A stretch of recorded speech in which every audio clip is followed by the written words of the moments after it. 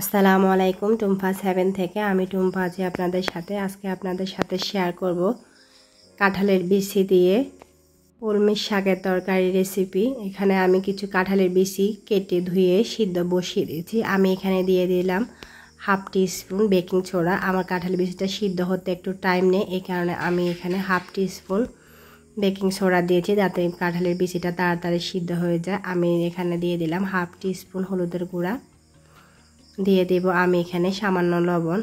এগুলা দিয়ে আমি কাঁঠালের বিচিটা একটু সিদ্ধ করে নেব। আমার কাঁঠালের বিচিটা 10 মিনিট সিদ্ধ করার পর সিদ্ধ হয়ে গেছে। আমি এটা দেখিয়ে দিচ্ছি যে এটা কীরকম সিদ্ধ হয়েছে। এটা 80% মতো সিদ্ধ হয়েছে, বাকি 20% যখন আমরা রান্না করব এতে তখন সিদ্ধ হয়ে যাবে। আমি এখানে দিয়ে দিলাম সরিষার তেল। আমি এই কাঁঠালের বিচিটা আজকে চিংড়ি মাছের মাথা দিয়ে রান্না করব। আমরা যে অনেক সময় চিংড়ি মাছগুলো রান্না করি মাথাগুলো থেকে যায়, তো আমি সেই মাথাগুলো দিয়ে রেসিপিটা করার চেষ্টা করতেছি।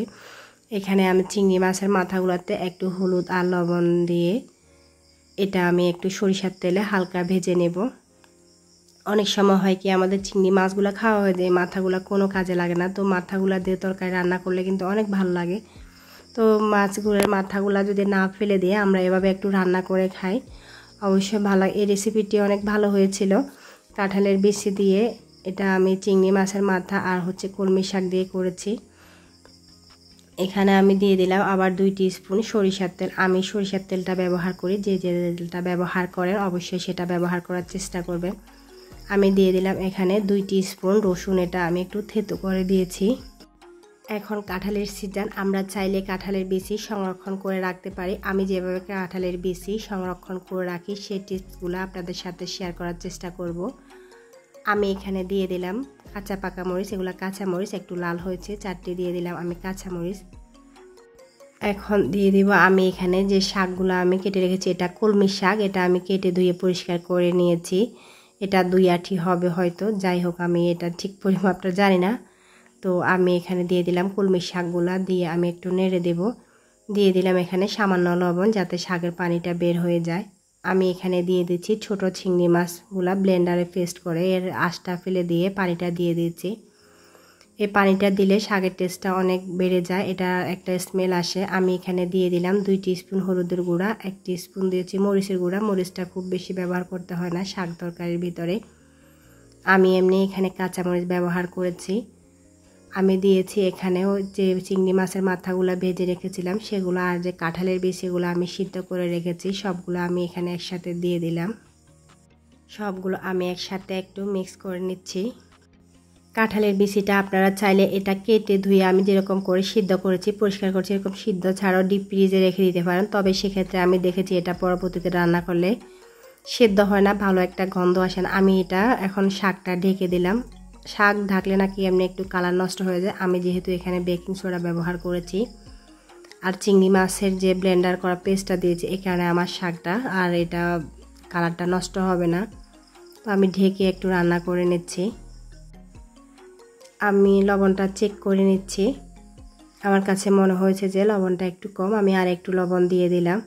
আমি যেভাবে কাঁঠালের বিচিটা সিদ্ধ করে নিয়েছি এভাবে একটু হলুদ আর লবণ দিয়ে, বেকিং সোডাটা দেবেন না, সিদ্ধ করে এটার পানিটা ঝরিয়ে ডিপ ফ্রিজে রেখে দিতে পারেন। সেক্ষেত্রে এটা সারা বছর সংরক্ষণ করা যায়। আমি শাকটা দেখতেছি এটা সিদ্ধ হয় নাই, আমি আর একটু এটা ঢেকে দিয়ে রান্না করে নিচ্ছি। তো এছাড়া সবচেয়ে সহজ এবং সবচেয়ে সংক্ষেপে অনেক দিন যেভাবে একদম ফ্রেশ তাজা কাঁঠালের বিচি আমি বিগত কয়েক বছর যাবৎ সংরক্ষণ করে আসছি, সেটাই আপনাদের সাথে টিপস শেয়ার করব। কারণ আমরা যখন ডিপ ফ্রিজে কাঁঠালের বিচিটা রাখতে যাই, কাঁঠালের বিচিটা ধোয়া পরিষ্কার করা ঝামেলা আরও বেড়ে যায়। আমি যেভাবে অনেক বছর যাবৎ কাঁঠালের বিচি সংরক্ষণ করতেছি সেই টিপসটা আপনাদের সাথে শেয়ার করব। আশা করি আপনাদের উপকারে আসবে।